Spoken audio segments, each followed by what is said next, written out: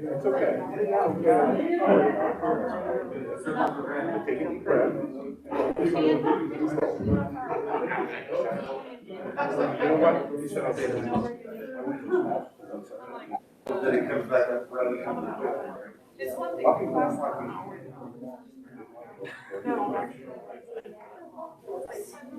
So.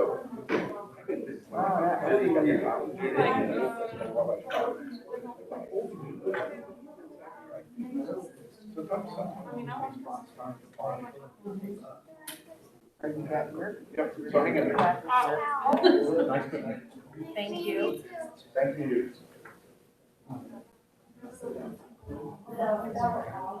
So Landon, did you ready? We just wait on the board. It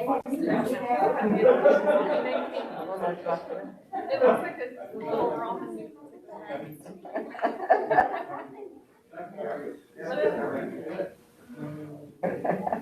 Call ourselves to order. Rise and a moment of silence.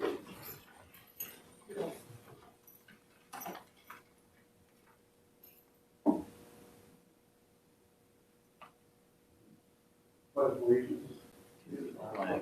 Megan, you want to get us started? I pledge allegiance to the flag of the United States of America and to the republic for which it stands, one nation, under God, indivisible, with liberty and justice for all. Thank you, Megan.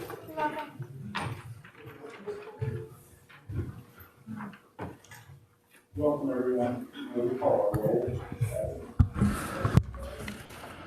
Dr. O'Neill? Present. Mr. Heater? Present. Mrs. Bales? Present. Mrs. Barnes-Griffin? Present. Mr. Irvin? Present. Mr. Lowe? Present. Okay. We'll start with Dr. Kwiatkowski's comments. Well, I will make this quick tonight because I know it's a special session. We are gearing up to begin school. Quite a bit of professional development is happening this week, just like it did last week. Teachers are back, principals are back being engaged, getting ready, same with our principals. So we're excited to begin the year. We are seeing an uptick in our registration, which that makes me sleep better at night, makes me happier. And so we still are not where we want to be compared to last year, but we know that families are enrolling. We believe we offer great programs, great teachers, and we're excited to have people get registered back in Warren. Talk about going back a few years, back in Muncie again. Thank you. Anything further? Okay. Do we have any public comments? Mr. Klotz? Okay.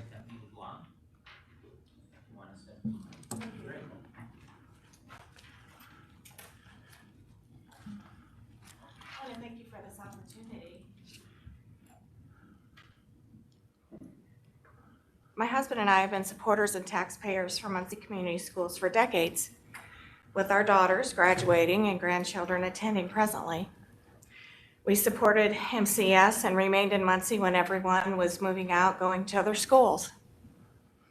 We were troubled when we heard that even though every school district in the area, including Delaware County, are making masks optional, now MCS is having an emergency meeting to consider masking our children again this year. We are asking that you make wearing masks optional for the children. We're asking that you will listen to the children, the emotional, physical, social, and psychological toll it took on them last year, having to wear masks all day. Parents should be the only ones making medical decisions for their children. And let's be clear, wearing a mask is a medical decision that should never be made by unelected officials. This is dehumanizing. It's dividing and separating the children from other students and from their teachers. Governor Holcomb is not reinstating the mask mandates for the state of Indiana. We are already having difficulty with our students in MCS excelling. I agree with you. This is why we stayed, and this is why my grandchildren have come in. You have great programs, you have great teachers, but we are pleading with you to please allow our children to excel at and thrive at the greatest level. Enrollment has been down, more are leaving MCS, and local area schools enrollment are soaring. Local school systems are also hiring multiple positions to service students who are leaving MCS. Go look at Westdale Facebook page and all the positions they're hiring. Where are they getting these students from? How does a school as small as Cowan start with 795 and gain 55 students? Please consider the following. Today, before I came, this is from the Indiana Department of Health. We are in yellow, and it states that we have one case of 100,000 people. That was on their site today. You're welcome to go look. Anderson Community, Marion schools are similar in size. I know they're a little bit smaller because they are shrinking as well, but they're mask optional.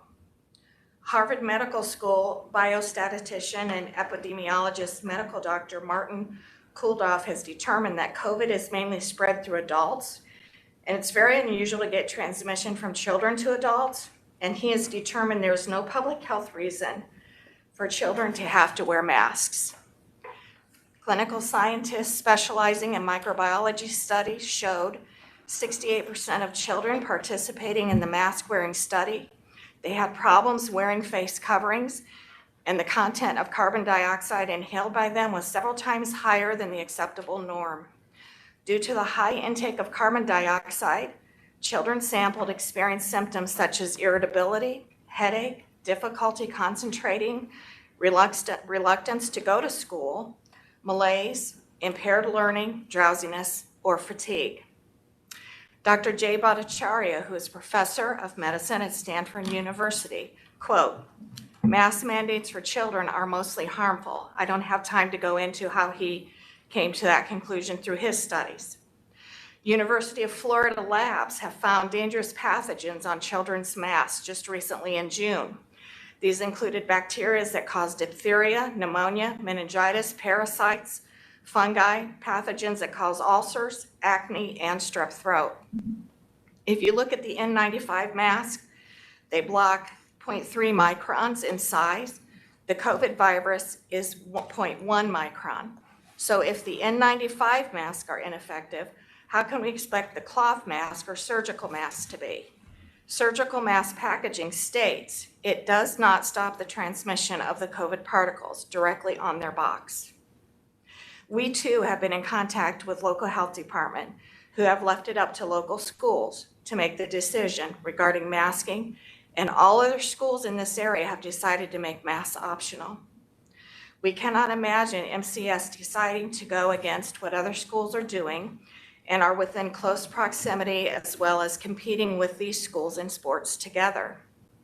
As far as the State Board of Health, they have announced that they are leaving the decision up to the local school boards, and they are not mandating anything. It is clear that this decision regarding masking our children is your decision. It's the school board's decision. We are aware of this, and we respectfully ask you to make mask wearing optional this year. Thank you. Thank you. Other public comment? Yes, we also have Tiffany Wyatt. Hello, thank you for letting me speak tonight. I have two boys in school. They are both in middle school. We actually do not live in Muncie District, and I actually drive about 25 minutes every day to bring my kids to Muncie. I graduated from Muncie. My husband graduated from Muncie. We absolutely love everything that is offered there. My kids have excelled, and I believe that they are getting the best education that they can get anywhere. They're both honor students. They're both involved in numerous things, National Honor Society, soccer, track, pretty much everything that the school offers. My youngest will be in 7th grade. In 5th grade was when we had to shut the school down for starting in March. Starting that school year, he's very introverted. But starting that school year, he started to becoming out of his shell. He started to be able to talk to people and really interact and gain really good friendships. Well, then we shut down, and he went back as a 6th grader and got thrown into this new school with no idea what was going to go on, plus wearing a mask, not knowing most of the people in the school, and I saw him reverse. And I still see that with him. And I believe that part of that is because of the mask, because he's not able to read other people, and he needs that. He needs those social cues.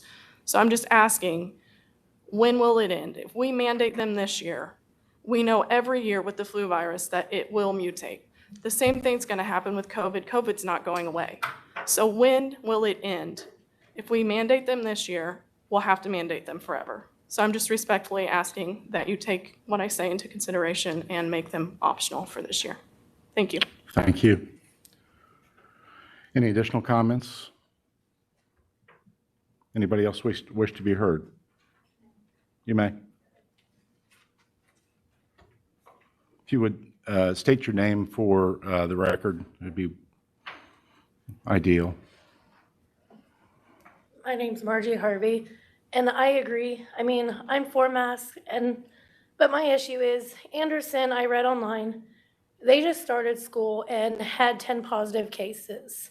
My issue is single parents. What are we supposed to do when you have to quarantine a child? I have 3 children at home. I have to work. So my issue is, yes, my issue is the whole quarantine. What are we supposed to do about that, like quarantine and stuff? Because Anderson just started and they had 10 positive cases and they chose not to wear masks. So that's my biggest fear. If we wear masks, are we gonna have to quarantine? So that's my only concern. Sorry. Oh, no, that's fine. That's well stated. It was just posted like 2 hours ago that they had 10 positive cases. Yep, I saw it. So So, thank you. So if there are no additional public comments, we'll go into the consideration of the reopening plan. We had 2 issues that were raised. And then the background of this for folks watching this evening was that in late June, we began to see schools around the state issue reopening plans. At that time, Dr. Kwiatkowski discussed it with me, and we determined to wait until closer to the start of school to make a decision in order to determine what the prevailing evidence was at that time. So last Tuesday, as we were set to look at the reopening plan, there had been obviously the COVID virus had begun to surge much more significantly, and CDC issued its guidelines last week at 3 o'clock and its recommendations that K through 12 students be masked regardless of vaccination or no vaccination, taking into account a number of factors and most specifically two salient issues. One being the low levels of vaccination, and 2, the fact that children under 12 are not vaccinated. We're not eligible to be vaccinated at this point. The Indiana State Department of Health, a couple of days later, adopted the CDC's recommendation, though leaving that final decision up to the local governing bodies. The governor and his office likewise leaving that decision to the local governing bodies. We have internally consulted with IU, Ball Memorial Health, and their medical team as it concerns the risk to our faculty, our staff, and our students. This board, I know, is mindful of its weighty responsibilities to the students, faculty, and the staff. The responsibilities include both mental and physical health, and we're aware, I think, of the stresses that wearing a mask induces. Yesterday, I know what you're referring to on the State Department of Health, and that's cases per 100,000. It's a little dated. The actual number of cases yesterday in Delaware County was 24. And that number has been climbing significantly, and that includes children under the age of 18, including one of our students who is an athlete. There is increasing evidence across the board of students, of student age, I should say, around the country being hospitalized in pediatric wards with both COVID-related symptoms and a virus, RSV, which was typically suffered by children under the age of 2. IU Ball Memorial Health, in evaluating the situation locally and our particular circumstances with our approximately 5,000 students, has strongly urged this board to go with mask mandatory for all students regardless of vaccinated status, as well as staff and visitors. Obviously, this is not ideal. We'd hoped it to be better. The vaccination status in Delaware County yesterday was 40%. So this, according to the hospital, is largely being driven by unvaccinated folks, though we are seeing breakthrough cases. My brother, who works in healthcare, called me yesterday. He had 4 cases in the morning, 2 of them very serious. All 4 people were unvaccinated. So, you know, my hope and our hope is that the vaccination rates will increase in order to become a more effective mitigator as to the spread of this virus, which poses significant physical and mental health threats to not only our children, but all of us. As we consider this decision, we do so keeping in mind that our first responsibility is to ensure the health of those in our charge. We also understand that the data will show that students, even while masked, did significantly better academically than those students who attempted to attend virtually. Attending virtually is no substitute for being in school. Last year, when the data of Muncie Community Schools is stacked up against schools who were less, perhaps, progressive in their reopening plans, was very good. We never had to close a school.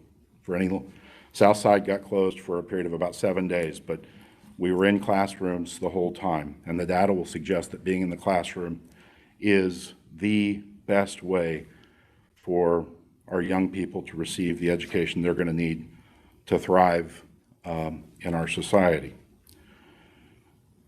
We feel, at least I feel, I'm speaking for me at this point, not the whole board, but masks gave us the best opportunity last year to keep our students in the classroom for the most number of days, particularly when compared to sister school districts around the state and around the nation.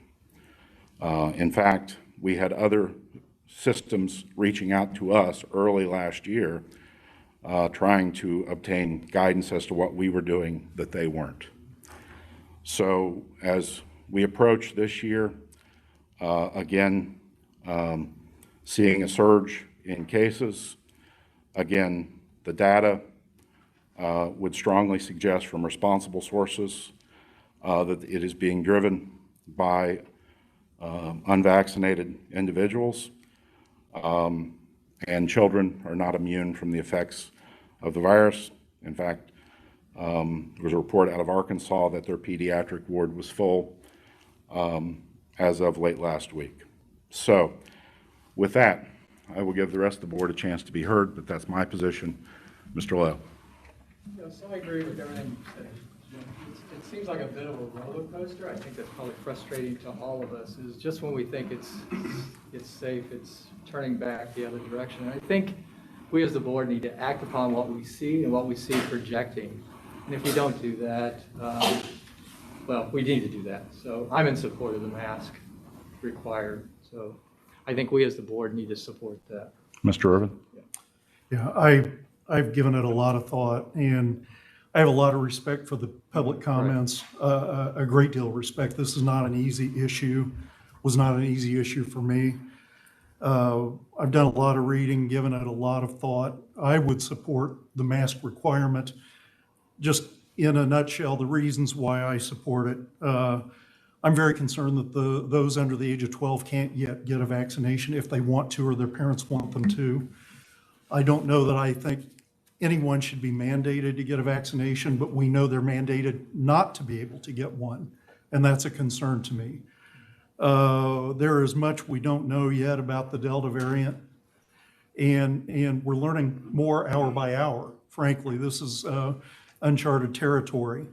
Within families, when the kids go home, we have no way to know who's vaccinated and who's not.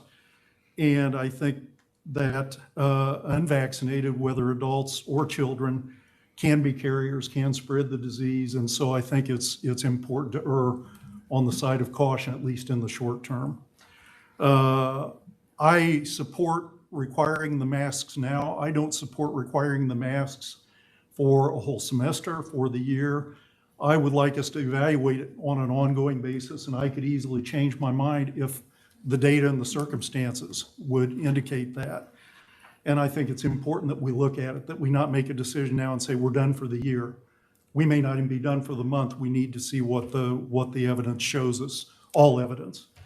But again, I think, to me, it seems the prudent thing to do to err on the side of caution for now and continue to evaluate. And the caution I would be in favor of now is to require the masks in school while the evidence is unclear and while we don't know for sure. And I am very sensitive to the harm that results to kids, the social development, those things from wearing masks. I think my decision, though, really is pretty clear that any short-term harm resulting from wearing masks now is in my mind significantly less than the potential for long-term harm to children or faculty or parents or families who contract COVID. I say that as a person who has contracted COVID and have a number of people that I'm associates with or clients who have died from COVID. And so to me, in the short term, for me at least, the responsible thing to do is to be cautious and be prudent and evaluate as things go forward. If you'd have asked me a month ago, I would have had a totally different view. But my views changed during the last month. And Mr. Irvin, I would just echo what you just said. We had consulted with, for the benefit of everybody here and those watching, IUBMH. Their position shifted within the last 2 weeks. So, Mr. Yeah, I'll be very brief. I agree with everything that has been said. I have thought about this quite a bit. As a pastor of a church, I have to make decisions all the time regarding more than myself and my own family. And it can be a moving target. And I think that's what we're seeing. And for now, again, I agree with Mr. Irvin. I think for now, based upon the information that we have available today, I think mandating masks is the prudent thing to do. Even the rationale that Mr. Irvin brought out, I was going to say, I think we're making choices based upon perhaps the lesser of two evils, if you will. I hate to call it that, but basically, I think these kids are resilient, and I think the short-term issues that may be persisting can be overcome long-term. Certainly, it's a much better option than people dying. I'll just put it that way very bluntly. So I'm in favor of the masks. Mr. Heater.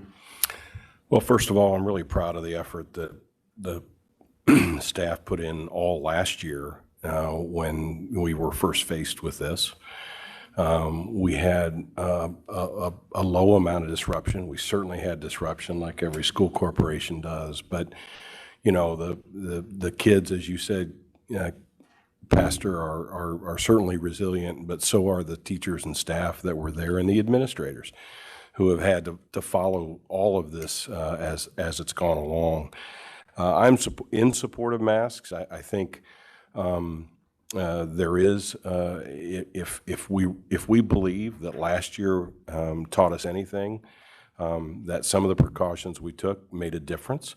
The least amount of quarantine keeps the most amount of kids in school.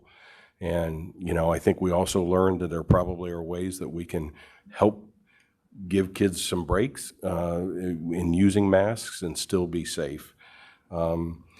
So I think if we can reduce the risk of quarantine and reduce the risk of spread, it's worth it right now. And I think it's important to note that we have looked at a lot of different sources and done the very best we can with the information we have. I think one of the challenging things for all of us is you can find science that can support whatever position you really want to take. And that's hard for us. And I commend Jim for the work he's done.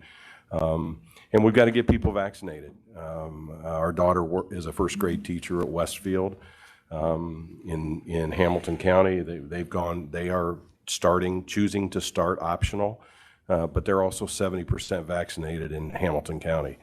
So it's almost twice the vaccination rate we have here. And so the risk is just lower. So, Mr. President, I support the back to school plan that's written. Mrs. Bales?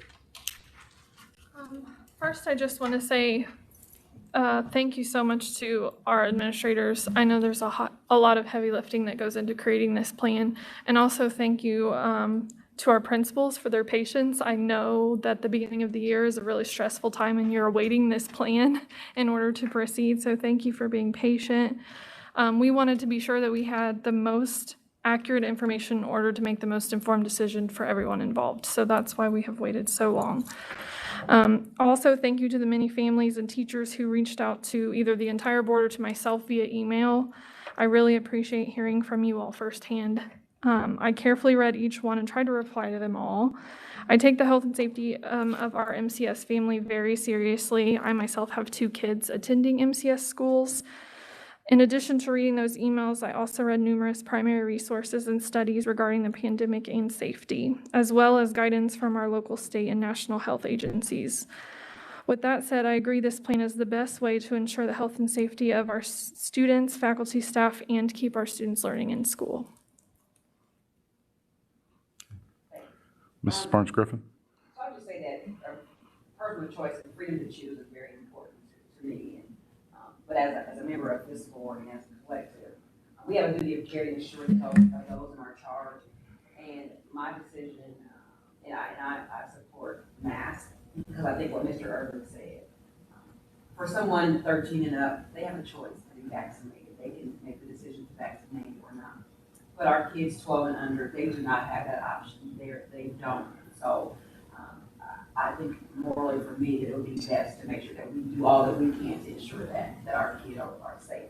And I'm in agreement. I am a parent and I have kids in our district and totally support all that we do and all the work that's went in over the last 18 months. But I just think today that we would be doing ourselves, our students, our families, our faculty justice by mandating that they wear masks and that we kind of look at it and continue to review. Okay, so what I have heard is unanimity on the question of mask. I have heard, I think, a desire, and this would be mine as well, Dr. Kwiatkowski, would be to review this on perhaps even a weekly basis with our contacts at various levels to determine what our numbers are locally. There has been, in looking at the dashboards, there has been an encouraging surge in vaccinations. Mr. Heater mentioned Hamilton County. There were a couple other counties that broke 70%. Ohio County was one of those, and I believe one down by Ohio County also broke 70% today. So we are seeing some movement among vaccinations on a state level. I'm hopeful that's translating to some local movement as well. And when we look at those clusters of cases on the dashboard, and there's a couple sites. Johns Hopkins has a very good site. The medical school has a very good site, and you can break it down by county. And if you look at vaccination rates versus whether or not that county is in a low number, a medium level, or a high level, there's a direct correlation between high vaccination rates and low COVID numbers. It is a direct correlation, county by county, through all 50 states. Where there is a low vaccination rate, you have a direct correlation to a high COVID rate, county by county. So as the folks at the hospital told me, we are seeing a pandemic of the unvaccinated with some breakthrough cases. Again, a very small percentage. So I would encourage us to review this on a very frequent basis as a board in supporting our staff. The other question that was raised, and I want to echo Mrs. Vales, I probably over the last 7 days have received well over 100 emails on both sides of this issue and in the middle of this issue. And one of the issues that was raised by a teacher, I believe who was in favor of masks, was looking for some flexibility on configuration of desk.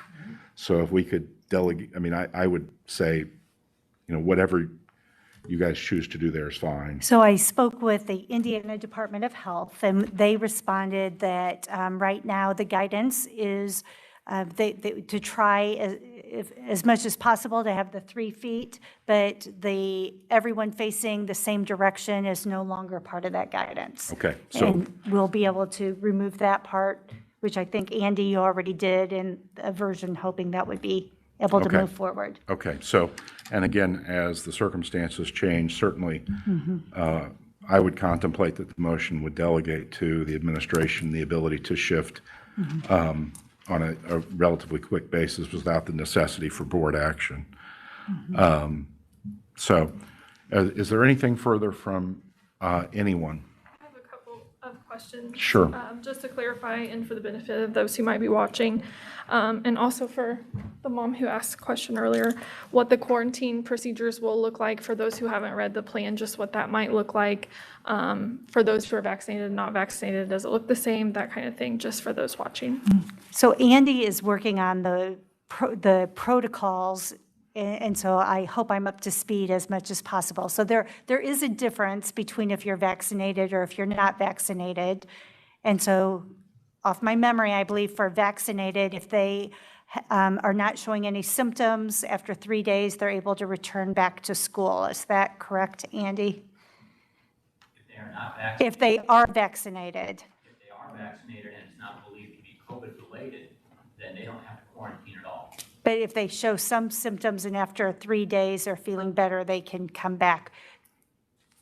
After days 5, 6, and 7, but that'll all be spelled out on the protocol. So we are working through with direct guidance for every situation based on the guidance that's been put out by the health department. Okay, and then one more.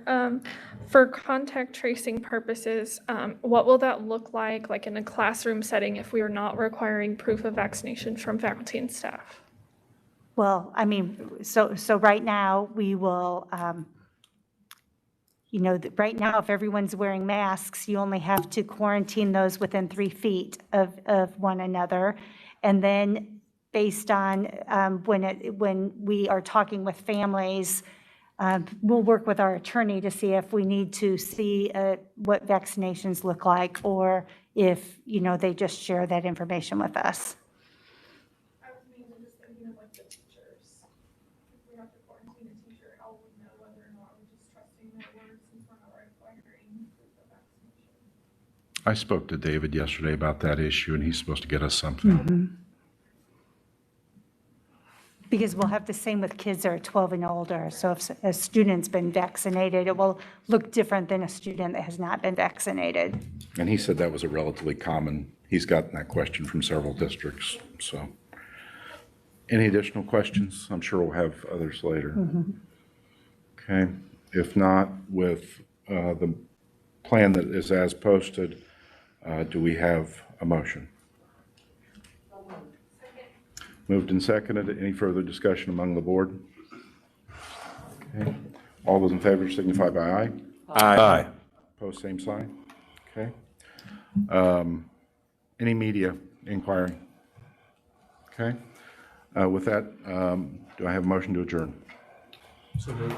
Okay. Second? Second. Moved and seconded. All those in favor signify by aye. Aye. We will stand adjourned. Thank you.